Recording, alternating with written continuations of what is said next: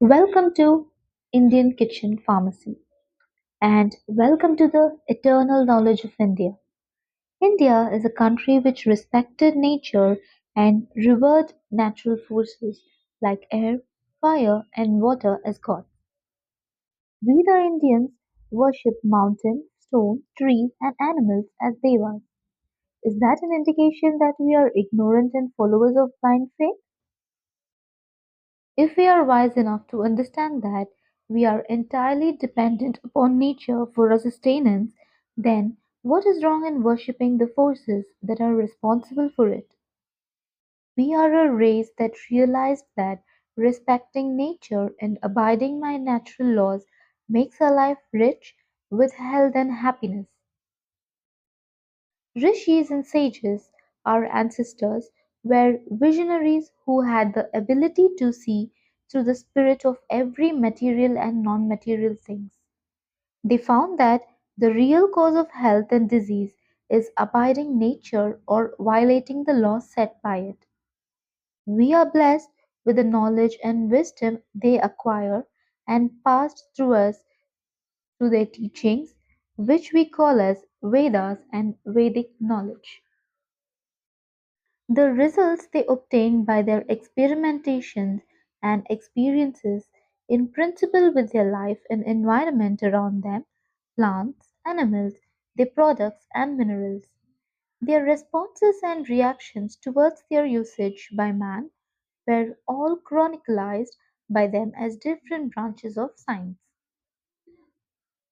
The information of nutritional, medicinal, and technical aspects of the food we get from plants and other natural resources was termed as Ahara Sastra, which means food science.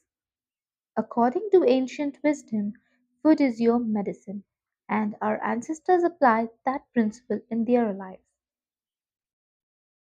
If we keep our body healthy simply by following nature and natural principles, we don't need any medicine. So plan and use food intelligently to enable the body maintain the immunity and defenses against disease invasion.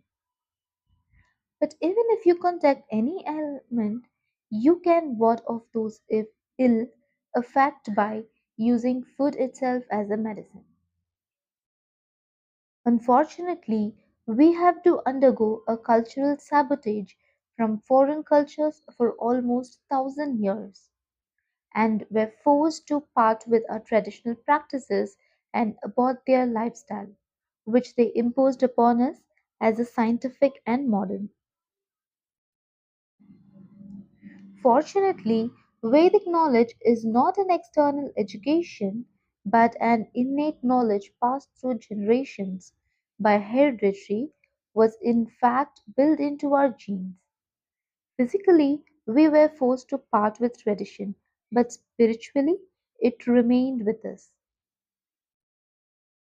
Ayurveda is one such knowledge which emerged as the divine medicinal wisdom to people who intended to acquire it and use for the well-being of human race.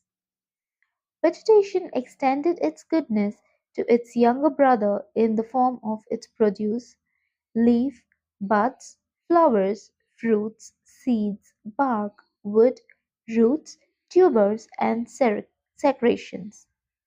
Time played a crucial ingredient in building a knowledge bank of information which human race gathered throughout its evolution, particularly we Indians. Dhanavantri, Indian god of medicine, expressed that divine knowledge through sages like Chakra to create a scientific discussion. Dhanavantri, Indian god of medicine, expressed that divine knowledge through sages like Chakra to create a scientific distinction called Ayurveda, the knowledge to create Ashuddham from Oshadish.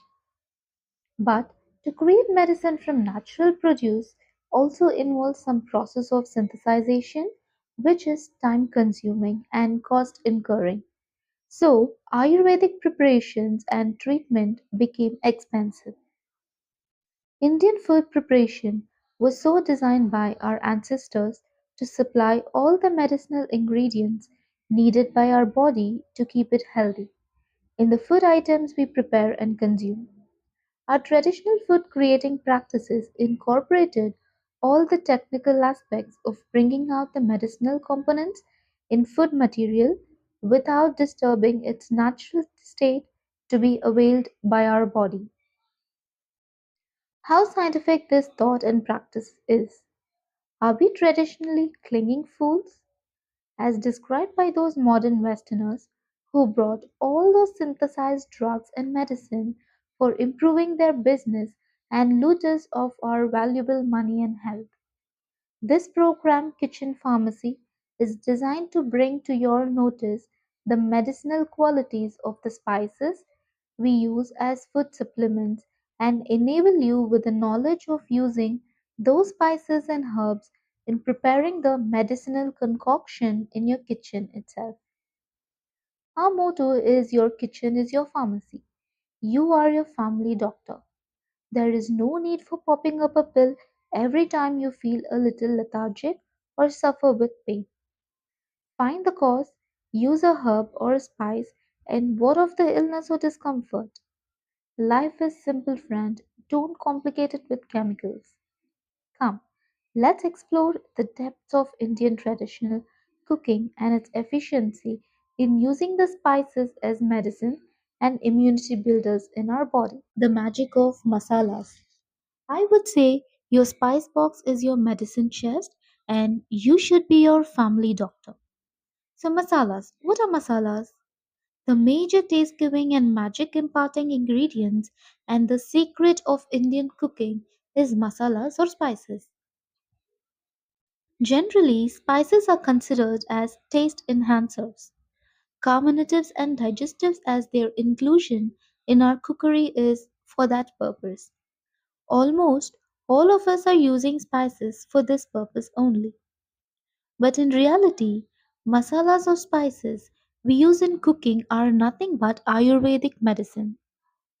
Their main content in the type of violet oil that has the curative and health conservative quality and ability. We need medicines for treating our body and mind from disease and discomfort.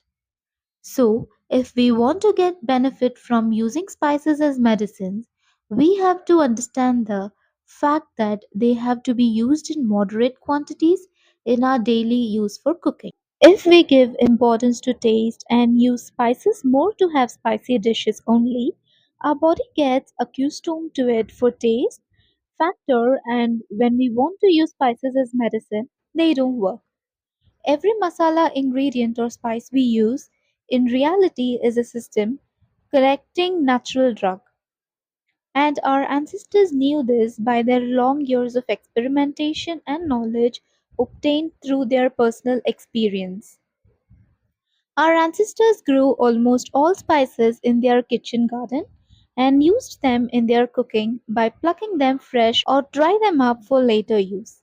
In our kitchen garden, we also can grow mustard, turmeric, ginger, saunf, methi, chilies, mint, coriander, ajwain, onion, garlic, aloe vera, and amla in larger or smaller pots. So we can get the most pure and chemical free spices and herbs for our personal use. Incline and intent are the keywords for those to achieve. All the spices we use are having medicinal qualities in them. In reality, they are all medicines. But we need medicines when we are sick, physically or mentally. While healthy people use all the spices for the aspect of taste only in cooking. Using spice for imparting taste only and using them in cookery indiscriminatively for a longer time makes the body lose its ability to use those spices as medicines. As it was very wisely said by our ancestor that anything should be taken in excess, ati sarvatra vajrayet, avoid overdoing, was a very intelligent and wise saying. They also said "Sukshmalo moksham", less is effective, so it should be the buzzword in using spices intelligently.